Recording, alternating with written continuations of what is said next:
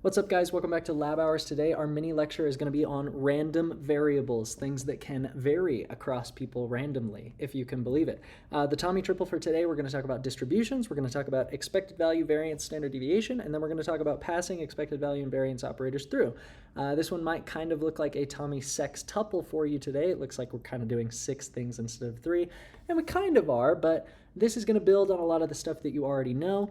Just a forewarning, this one is probably going to be on the longer side of our mini lectures. This will probably take about 30 to 35 minutes, so buckle up for that one. But this one is key. This is like the meat of the class as we're building on stuff in order to get into the really useful side of statistics in economics. So just keep that in mind. Get ready for some time. We're going to talk about distributions first, of course, and the nice thing to do when we jump right into that Tommy Triple with that distributions page is that you've actually already been talking about distributions already, and you didn't even realize it because when I draw this universal dartboard, right, this set of the universal dartboard right here, and I split that into like an A and an A complement, what I'm actually doing is I'm showing you how A is distributed among the universal set. So I could take this diagram right here that I've drawn, that's A and not A, and I could replace, maybe just let me make the line straight really quick. We have A and A complement over here, right? And I've been drawing it and I've been highlighting the A side for you. Well, one alternate way to represent that could be to give A specific values, right? Maybe A is 1 over here and 0 over here, right? So anything that is attached to the A event goes away when it's not A and just gets multiplied by itself when it is A, right? This is actually a distribution. This is showing you that A happens in about half of the universal set outcomes, right? So in about half of the outcomes, we call them A, and the other half are not A. The way that we're going to represent this from here on out, this distribution idea, this distribution would be represented like this. The probability that the random variable A, which is something, some event that can happen or can't happen, is equal to a specific value of A, which is the little a, right? Either 1, it happened, or 0, it didn't, is equal to, and then we put it into brackets. This is a piecewise function. It's a distribution function, if you will. 1/2 if A is equal to 1, and 1/2 if A is equal to 0. And then, I could also make that look a little bit different if I wanted, if I took all of this and just kind of moved it over a little bit. And maybe we fit that back in. Now that kind of looks a little bit more like we've got something like, I don't know, if I fill this in really quick. That looks a little bit more like maybe a 0.67 if A is equal to 1 and a 0.33 if A is equal to 0, right? Maybe it's a third of the potential outcomes have, A. This is a different distribution than the 50-50 one, for example. But today we're also going to expand you from simply a thing happens or it doesn't into this thing can take on several different levels. So let me draw you a new universal set dartboard, if you will. And we are going to contemplate a variable called K, which, say you are the king of an island or the queen of an island, and maybe you rule an island to get the gender out of it. Why not? And you want to know like the number of kids in households on your island, right? And for example, potentially that there are never more than 2 kids in a household on your island, just for some strange coincidence, who knows? And so it could go from 0 to 1 to 2, right? So this distribution that you've been working with, where they either have kids or don't, or like, that's not going to be super helpful to you. Let's say, for example, that you know that 50% of the households on your island have 0 kids. 0 kids, right? What a great S. And you know that 30% of your of the households on your island have 1 kid, and maybe 20% of the households on your island have 2 kids, and that covers everybody, right? You could maybe represent that distribution in a drawing, if you will, right? This would be the intuition type way, right? Where maybe we draw a line right down the middle. Over here, let's call this K, right? K for number of kids. And let's say over here we have K equals 0, and then let's try to make that look like we've split it into 5 equal pieces. And in fact, let me just 1, 2, 3, 4, 5. Let's just put the line right here-ish. And over here we have k equals 1, and over here we have k equals 2. This is now a distribution, but we haven't actually added any new variables or anything. This is still just the distribution of k. You know, if I took a random dart, blindfolded, threw it at the dartboard of the universal set, it's going to hit 0 50% of the time, it's going to hit 1 about 30% of the time, and it's going to hit 2 20% of the time. This is the same thing, you know. A, I hit 67% of the time, and I miss it 33% of the time. Same exact thing, only now, instead of just it happened or it didn't, A or A complement, we have K2, K1, K0. Distinct values now we're adding into this framework that you have. The way that I would write this out is exactly the same, of course. I would do the probability that big K is equal to little k, or the probability that the random variable k is equal to some specific value of k, 0, 1, or 2, random variable, is equal to, again, I'm going to bracket this, but now I'm going to have 3 rows in my bracket, right? I've got 0.5, 0.3, 0.2, if k equals 0, if k equals 1, if k equals 2. That's going to cover everything you need to know about distributions. This is just, we're moving out of the world of it happened and it didn't into the world of levels. How many kids are there? How many cars does this family own? How many, so on and so forth. This is something that varies across observations, right? Number of kids varies across households. So that's going to cover what we need to know for distributions. Let's check that off of the Tommy triple. And now we're going to start talking about expected value, variance, and standard deviation. And of course, what we're going to do here is we're going to start with the math first. I'm going to give you 3 formulas. In fact, I'm going to give you 4 formulas, okay? And we're going to go through each of them right after, right?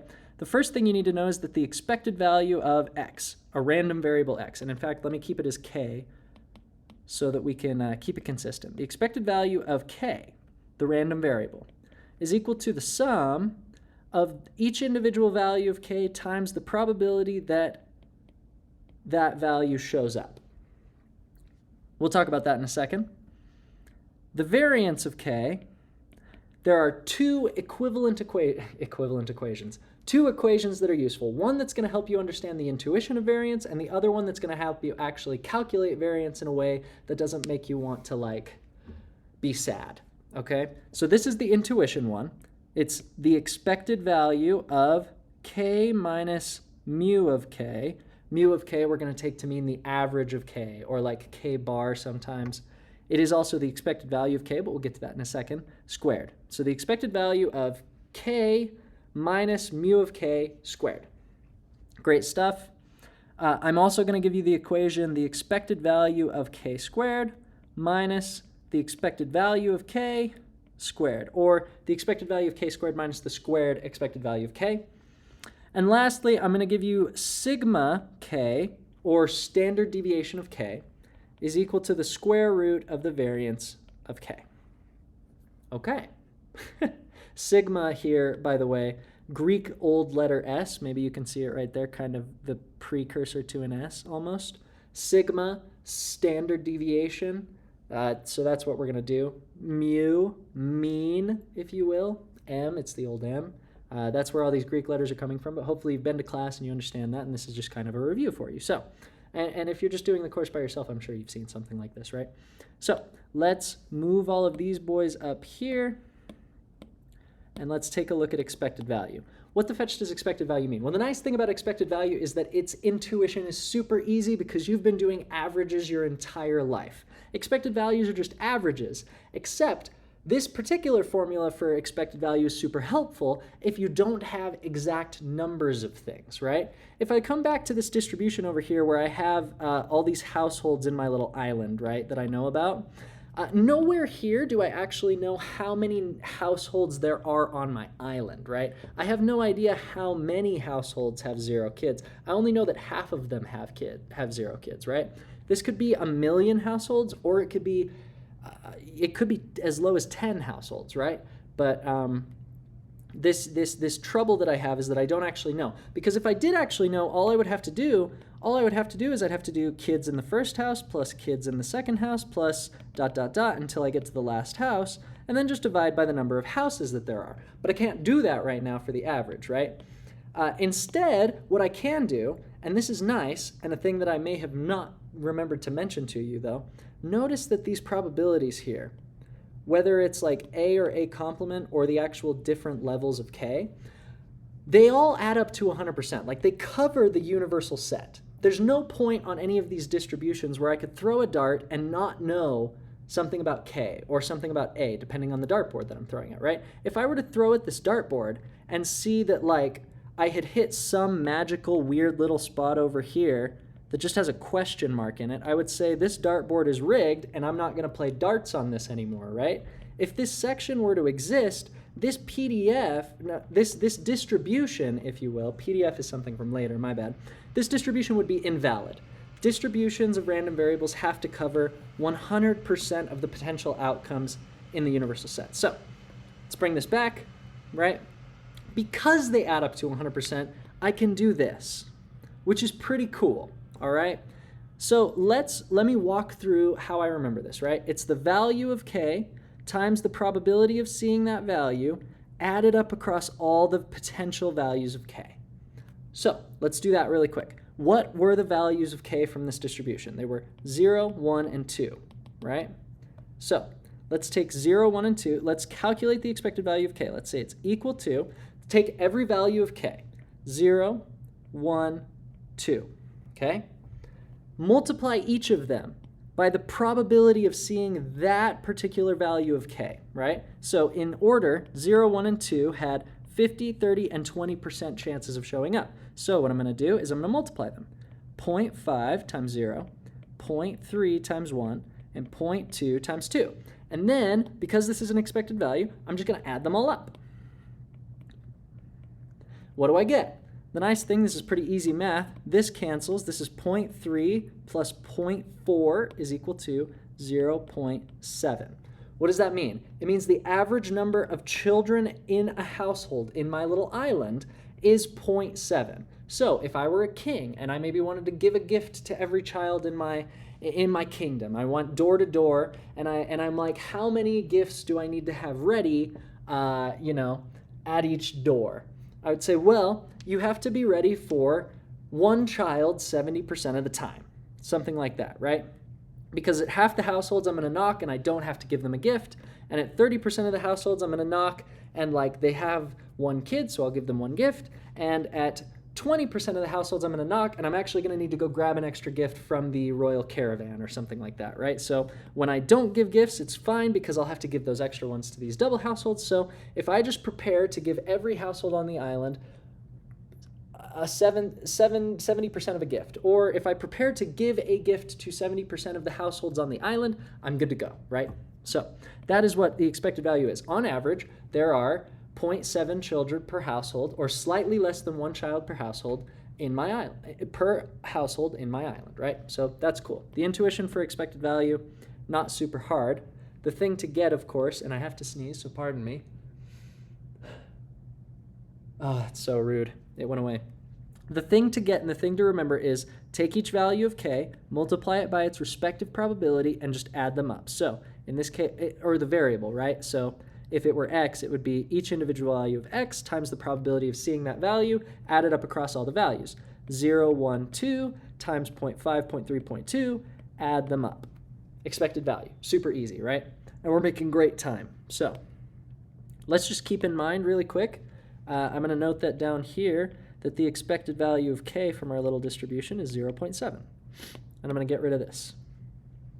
So I'm going to leave this equation up here. Let's move on to talking about this first variance equation.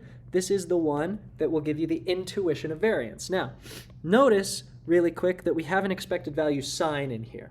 Whatever is in the parentheses of an expected value is what you're going to treat as this potential value of K. So if, for example, I wanted to do like the expected value of K plus 3, then I would do like 0 plus 3 times 0.5 plus 1 plus 3 times 0.3 ... and so on from the last example, right? So whatever is in the parentheses is what you're treating as this value right here. You're going to multiply it by the probability that comes from that value of the variable. So in this case, I would have to do like 0 minus, and this mu k, of course, is going to be this expected value of k down here, this 0.7 in this particular example. What it is it's just the expected value of the variable or the average of the variable, right? Take whatever I get from the variable, whatever I observe, subtract off the average, and then square that. What this does, if I draw a little number line from 0, 1, 2, and I put like 0.7 on there, every time I see a k, it's going to be some distance away from the average, right? This k minus mu of k is going to reflect this distance right here, or this distance right here, or this distance right here, and I just want to treat them all the same, whether they're positive or negative, so we square them, right?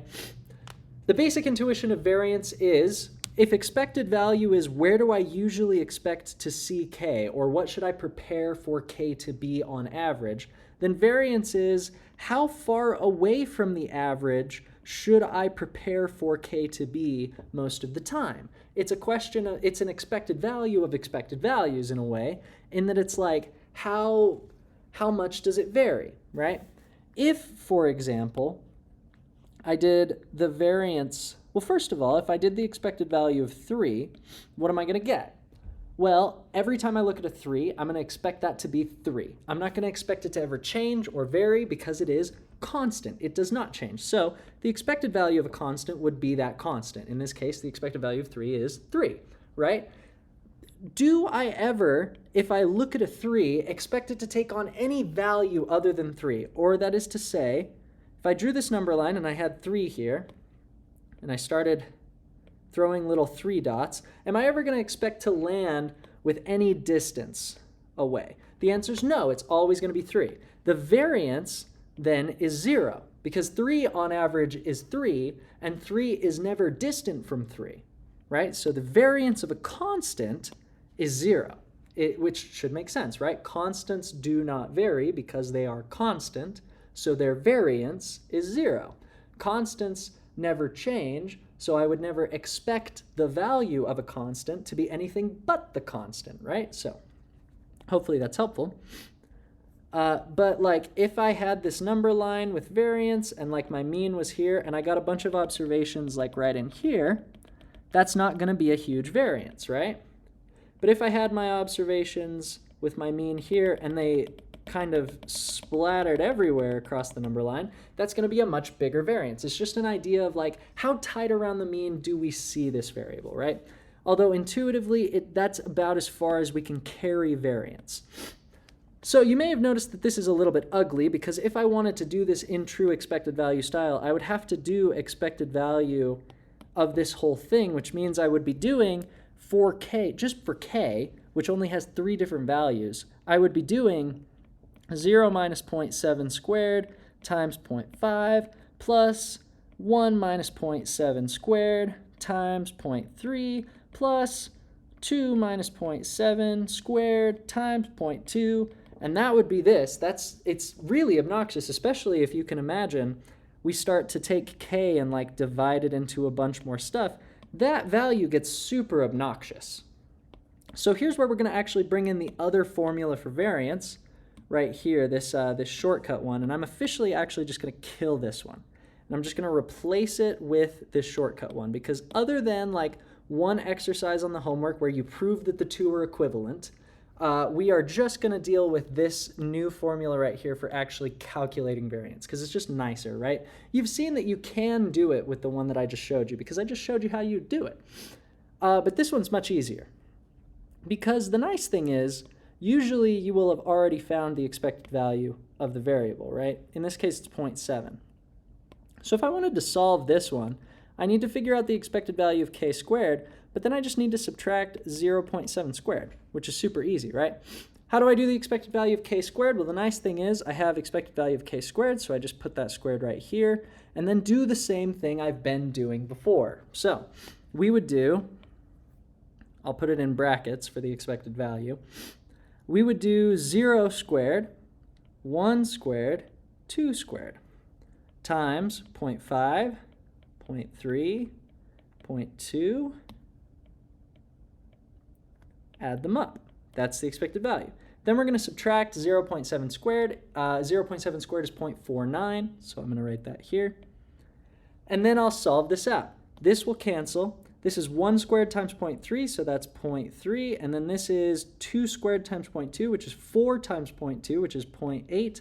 That's going to add up to be 1.1, right? So we get that that is equal to 1.1 minus 0.49, which is equal to, that should be equal to 0.61, right? 0.61 plus 0.49 is 1.1. Absolutely. Good. So we have that the variance of K is equal to 1.1. Pause. I have made a mistake, and I need to come back and fix it, so I'm going to cut out the part that was a mistake.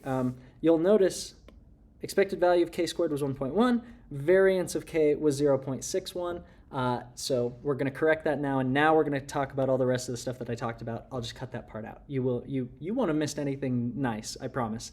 This is the nice thing about coming to virtual lab hours, if you will, is you get to save the time, because I'll save it for you. But anyway, variance then, we look at this variance and we say, you know, it's some kind of squared average distance from the mean. Like, what is that? Like, you say the variance of K is 0.61. Well, what the fetch does that mean? Like, I'm right? Like, you try to explain that to someone, the intuition's a little fuzzy. Like, you can say it's the squared distance from the mean that we expect K to be, but that doesn't really help people much, which is why we have that other formula, right? This standard deviation of K, which is the square root of the variance of K. If variance is a squared measure, then we could unsquare it or square root it and get something kind of useful, right? In this case, and this is how I caught that I made the errors, because this number was weird and kind of strange given the context, the standard deviation of K is going to be equal to the square root of 0.61, which in this case, of course, 0.61 is about 0.78. Now, what does this mean? Well, we can take this nice handy rule of thumb that we have, which is that if you take the mean of K, or, you know, the expected value of K, plus or minus 2 times the standard deviation of K, you're going to catch most of your distribution. Most is used loosely there. It is not defined for a reason, because depending on the different distributions of your variable, the amount you'll capture will actually change. But just as a general rule of thumb, most of your observations are going to fall within plus or minus 2 standard deviations of your mean. So let's actually calculate what that would be, and I'll show you that that's the case, right? Expected value of K is 0.7 plus 2 times the standard deviation, 0.78, and then 0.7 minus 2 times 0.78. Let's bring that over to the nice handy-dandy little calculator over here, if it wants to come out. 0.7 plus 2 times 0.78, 0.7 minus 2 times 0.78. We get values of, that's not right.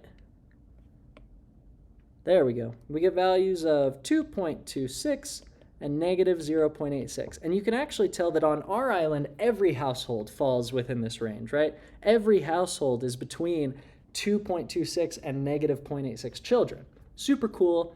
A coincidence of this specific example that I've chosen for you, and not going to be generalizable, that it will cover every observation, but it will cover most of them. So that's everything we need to know about expected value, variance, and standard deviation. Hopefully, the little error that I made, I've edited out well enough that it has not damaged anything, but that is going to be enough for expected value, variance, and standard deviation. Now, one thing that you may note is that the expected value formula of taking like the thing times the probability of the thing over all the different values of the thing can be a little bit tedious if you have something like a K squared or a K bajillion or 49 squared K plus 275. Like something like that would be kind of annoying.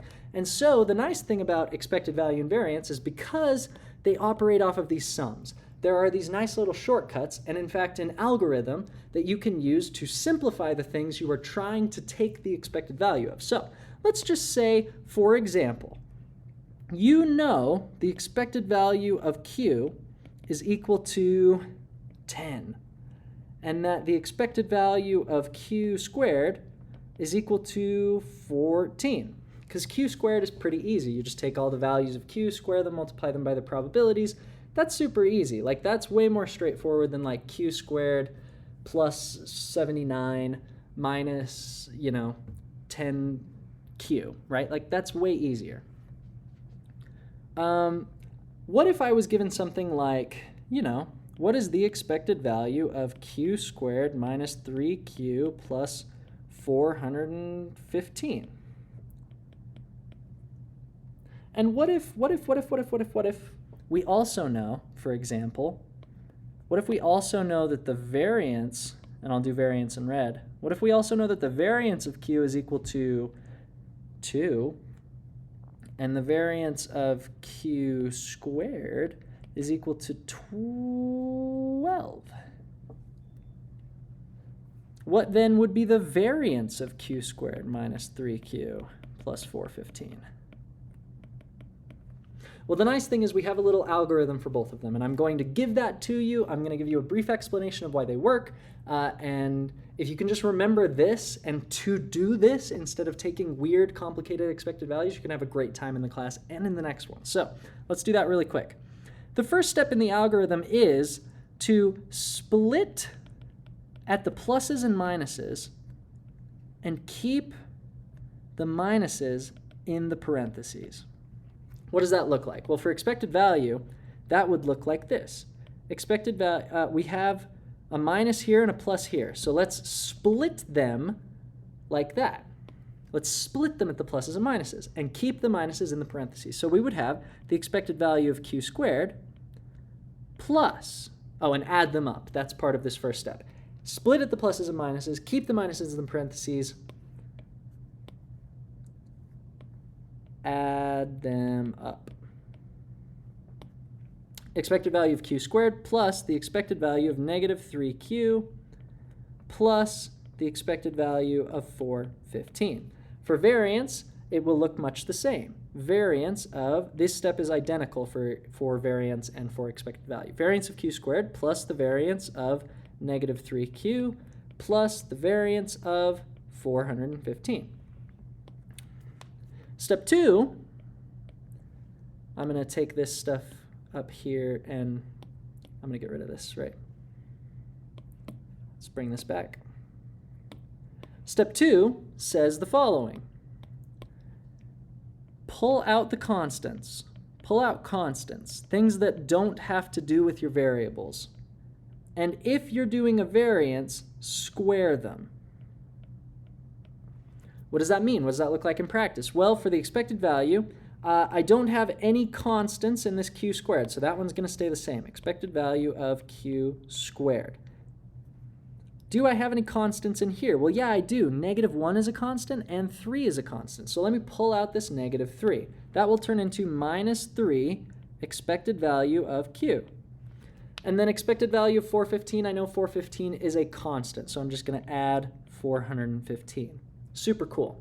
What does this look like for variance? Well, the variance, again, no constant on the q squared, so this will just be the variance of q squared.